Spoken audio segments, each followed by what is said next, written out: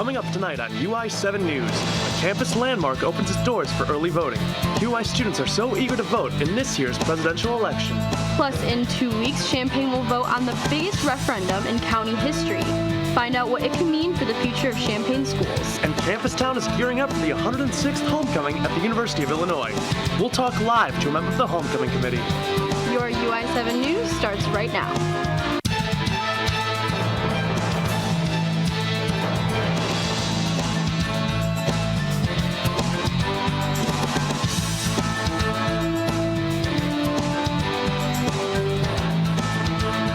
Richmond Journalism Teaching Studio at the University of Illinois campus, UI7 News, your U of I news source.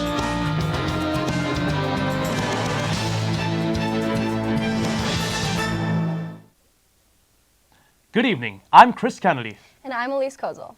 There are only 14 days until Election Day, and some U of I students are already casting their ballots. UI7's Zach Fruletsky takes you inside the Illini Union, where early voting starts this week. Students are heading out to the Illini Union ahead of the important 2016 presidential election. For many U of I students, this is the first presidential election they will be able to vote in. Your voice really does matter, and I think it's crucial to come out for early voting because the polls are going to be packed on the 8th. You want to make sure you get in there, and you want to make sure that you don't have anything disrupting you from making sure that you do get your ballot in. In its first day of early voting, the Union was the second busiest early voting location with 455 ballots cast. The Union is a good location, specifically for students living on campus. Oh yeah, definitely. I mean, everyone comes to the Union. It's a very easy and convenient place to go to for a lot of people. People have classes in the quad, so I think more people should be aware of this. Early voting is held in the Federal Room until November 4th on weekdays from 10 a.m. to 6 p.m. The next campus location to open for early voting will be the Activities and Recreation Center in Champaign on Monday, October 31st. In Champaign, Zach Fruletsky, UI7 News. While on-campus voting is getting underway, one group at U of I has been making election forecasts since May. UI7's Willie O'Neill shows how one computer program gives the probability of being the next president of the United States. With only 2 weeks remaining for the 2016 presidential elections, Hillary Clinton or Donald Trump will be moving to the White House. Election Analytics is a student-ran science, technology, engineering, and mathematics learning laboratory, which started in 2008 by Sheldon Jacobson, a professor of computer science and director of the Stimulation and Optimization Lab. Professor Jacobson wanted to predict the outcome of the presidential election and wanted to make this tool available for the general population with the help of students. A light bulb moment came and started to recruit a group of students. They were undergraduate students here in computer science, and the first site was launched in 2008, and there were just a handful of sites at that time, 3 or 4 of them. It's grown now to a couple dozen sites which exist.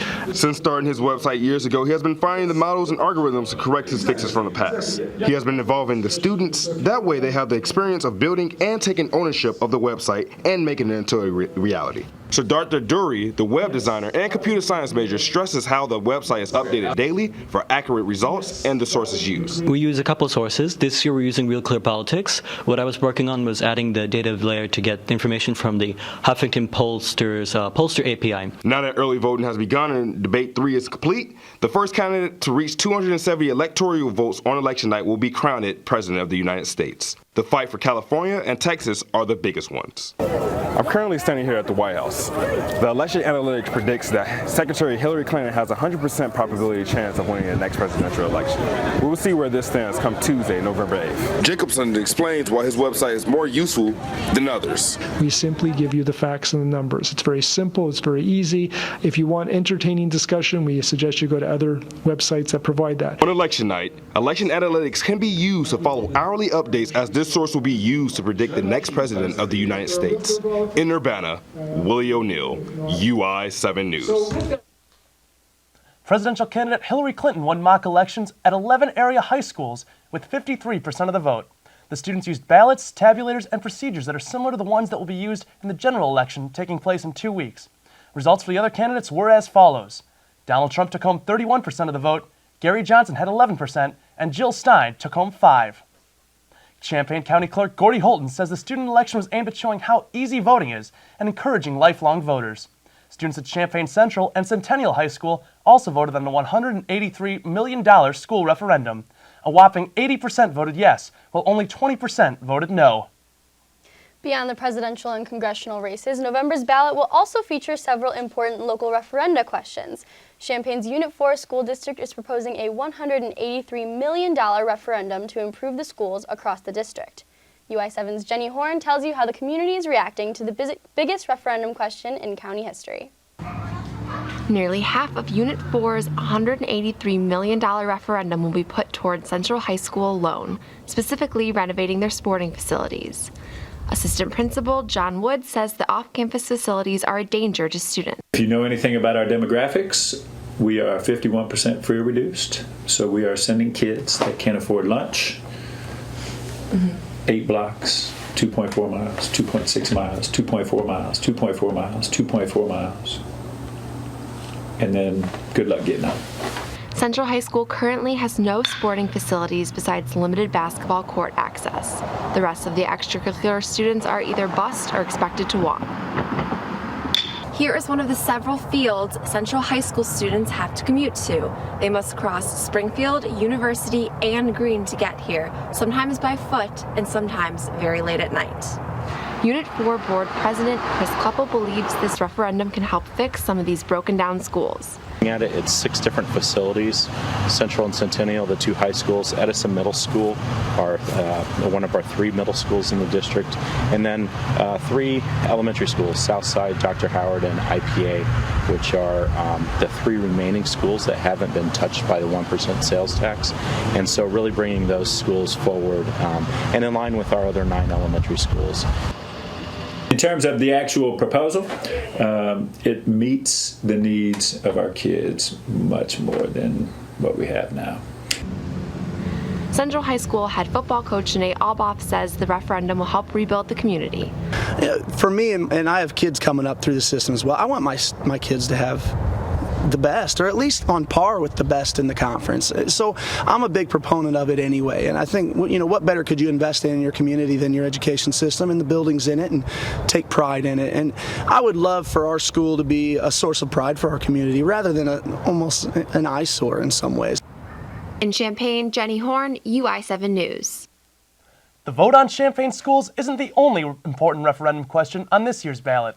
A proposed countywide quarter-cent sales tax increase may seem small, but where the money will go is causing some big controversy. This election day, one referendum asking for a small tax increase is causing a big stir in the community. The Champaign County Facilities Tax is a proposed quarter-cent sales tax that would raise money for a slew of renovations for county facilities. In the current action plan, the revenue would be used for deferred maintenance, renovation of the county jail, replacement of the sheriff's office, a new community behavioral health center, repairs to the county nursing home, and other functions, such as a rehaul of the county's information technology systems and a relocation of county offices to downtown Urbana. County Administrator Rick Snyder developed the action plan. He says the tax would cost the median household about $18.35 per year.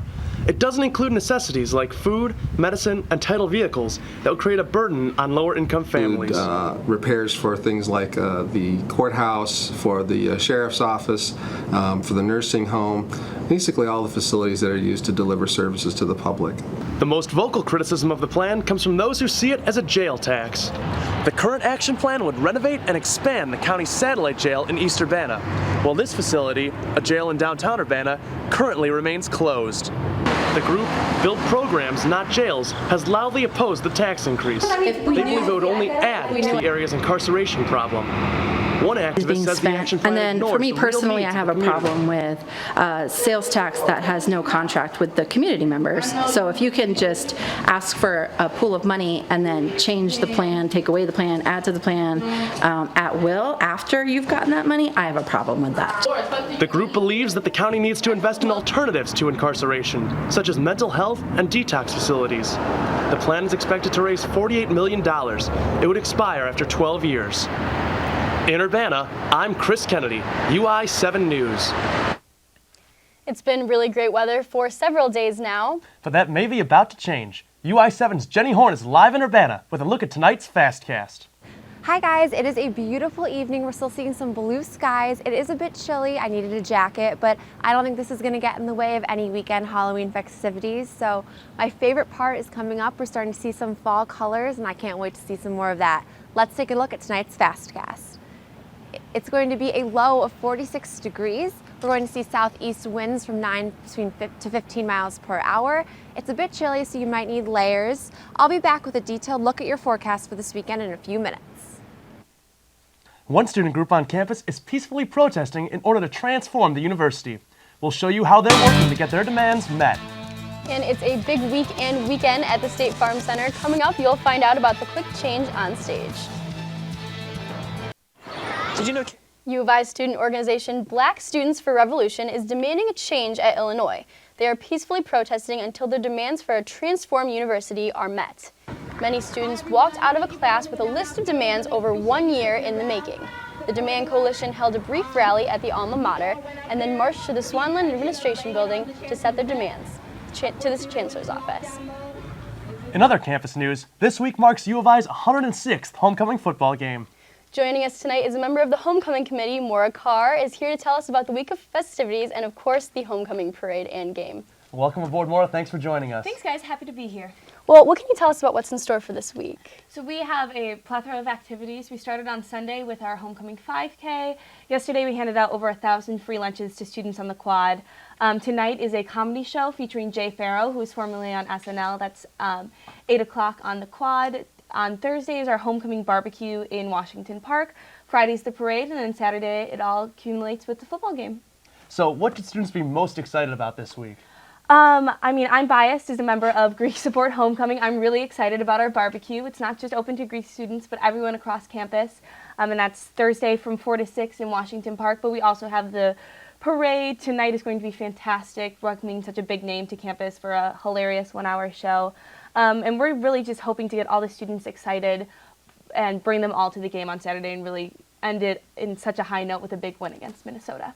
Absolutely. Is there anything specifically in store for alumni this week? I would recommend that alumni reach out to their colleges and see what they're posting on about social media. A lot of them are doing meetups at buildings or hosting tailgates, offering ticket deals, things like that. So lots of deals and exciting things in store for students and alums as well. And are there any new homecoming festivities in store this year? Yes, student alumni ambassadors have created pop-up tents this year, and so organizations who want to help show Illini spirit, such as Greek Support Homecoming, the Illini Union Board, Illini Pride, the Alumni Association, and a few more, are popping up all across campus either in the morning or afternoon, and they're announced last minute, and they're presenting little gifts to students such as food or handouts, buttons, things like that. And if you visit 5 of them and get a card punch, you can be entered in a drawing to win free basketball tickets. That's so great, and we are so excited. I heard there is a special alum who is going to be leading the parade. What can you tell me about that? So this year we are welcoming back Tatiana McFadden as our Parade Grand Marshal, which is fantastic. She is a Paralympian who won numerous gold medals at the Rio Games, as well as has set countless world records. I can't even begin to tell you how many.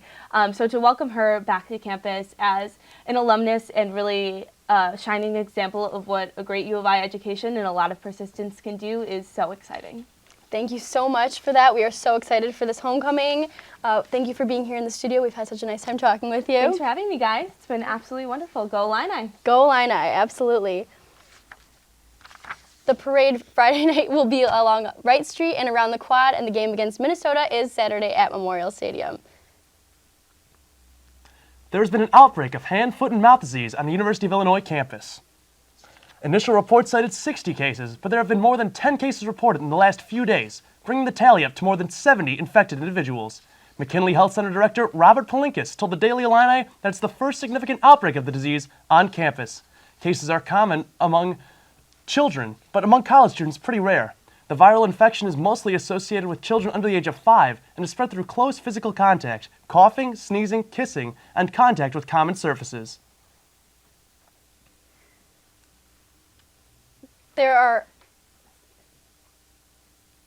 a few concerts coming to the newly remodeled State Farm Center in Champaign. There will be 3 back-to-back concerts at the State Farm Center. Thursday night, country star Dierks Bentley gets things started. He's followed by English rock band The 1975 on Friday, and on Saturday, a cappella group Pentatonix takes the stage. 3 concerts in 3 nights requires some quick stage changes by employees at the State Farm Center. This week is actually a special challenge because, like I said, we have the North End stage for Dirks on Thursday night. Then Friday night we go to a West Side stage for 1975. Then Saturday we go back to a North End stage for Pentatonics. And then on Sunday afternoon we have a men's basketball game. So we go from North End to West Side to North End to basketball in a 4-day period. So our stage hands and production staff are really going to have their hands full. The exhibition game on Sunday will be played against the Washington University Bears. The Illini Union Office of Volunteer Programs will start its annual Thanksgiving Basket Drive next week. The drive aims to give Thanksgiving dinner to families who can't afford one. Participants should fill a laundry basket with non-perishable Thanksgiving food like canned veggies, box stuffing. 23.4% of Champaign County residents live at or below the poverty line. Hunger is a reality for an estimated 1 in 6 people in Illinois and as many as 1 in 4 children. The drive hopes to collect over 250 baskets. The Thanksgiving Basket Drive will run from November 1st to the 14th.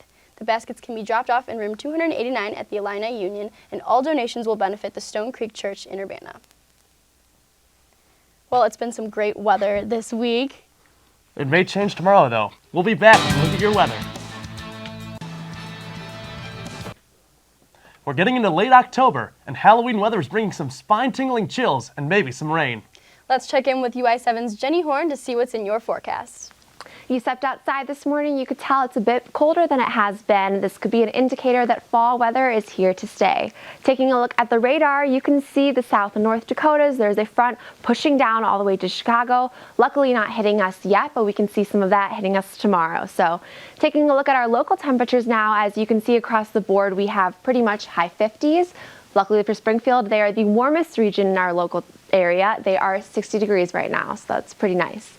The Midwest temperatures are generally the same across the board. We see this central area with a high of high 50s, low 60s. It's pretty nice, pretty comfortable for this time of year. Kansas City is now where things are really heating up with 73 degrees, which is unseasonably warm for this time of year.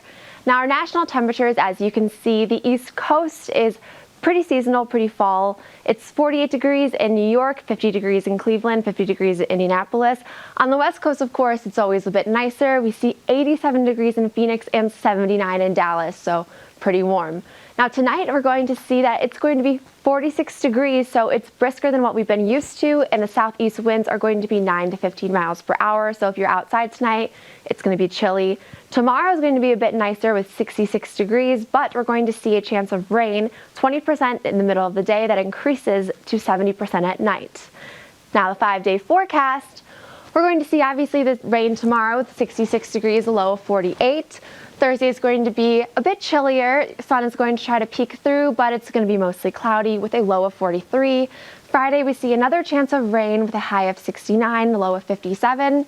Saturday and Sunday are going to be the sunniest days of the week, which is awesome because it's U of I's homecoming weekend, and if you're planning any Halloween activities, you will see some sunshine. Saturday is going to be a high of 75, a low of 55. Sunday is going to be a high of 68 and a low of 55.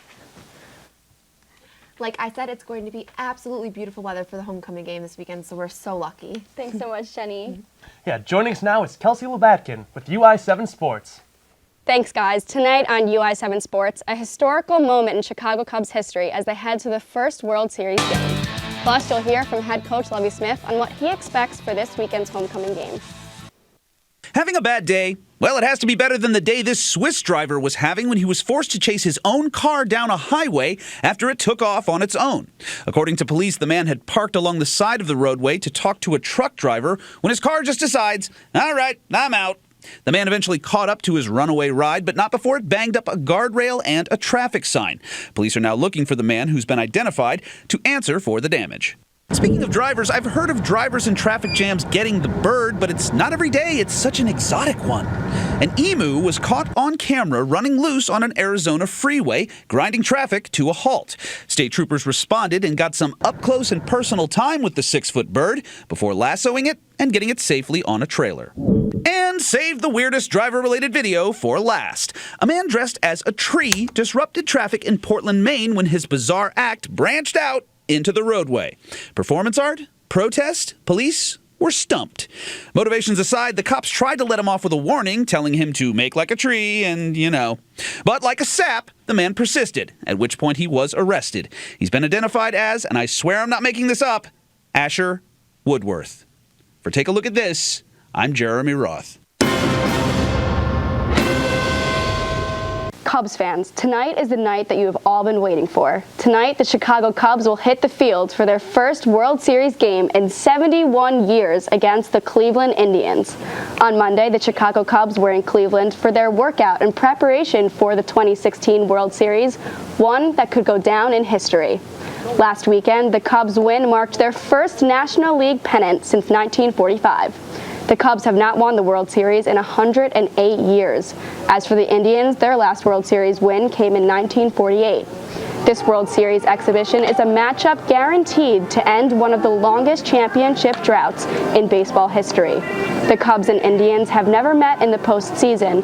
They have matched up in 6 different seasons in the 20-year history of interleague play, splitting 4 games in their last meeting in 2015.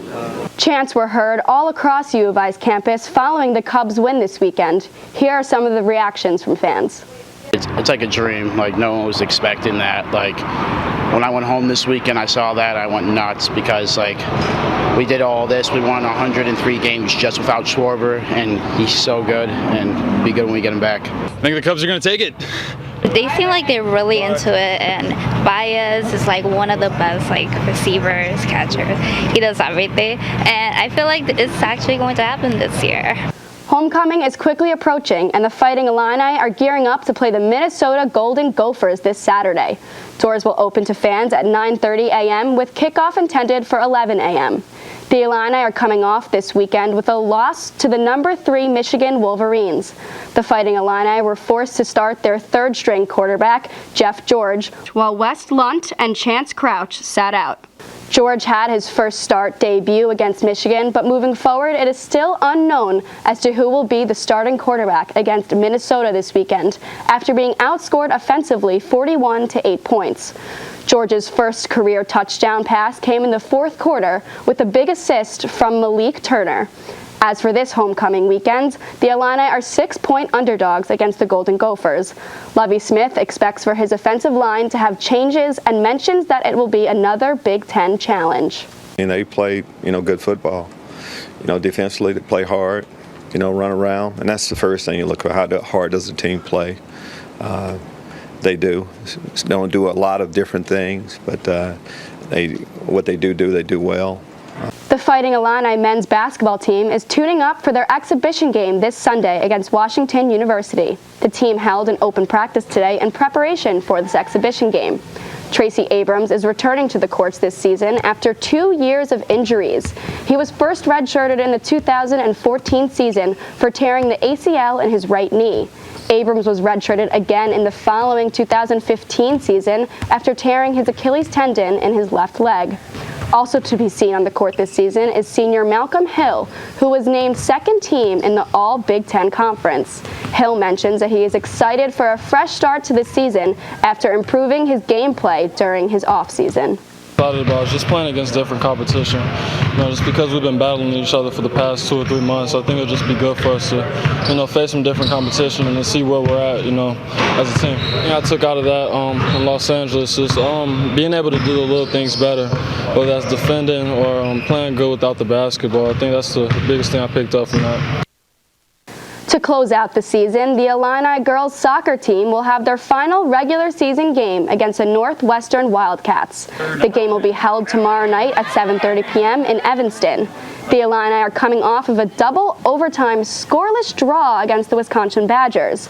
The Illini are looking forward to continuing their scoring streak in tomorrow's game, with 8 goals being scored over the last 5 games. That's it for sports. Back to you. That wraps up tonight's edition of UI7 News. Thank you for joining us. We'll be back next Tuesday. There's another edition of UI7 News tomorrow night.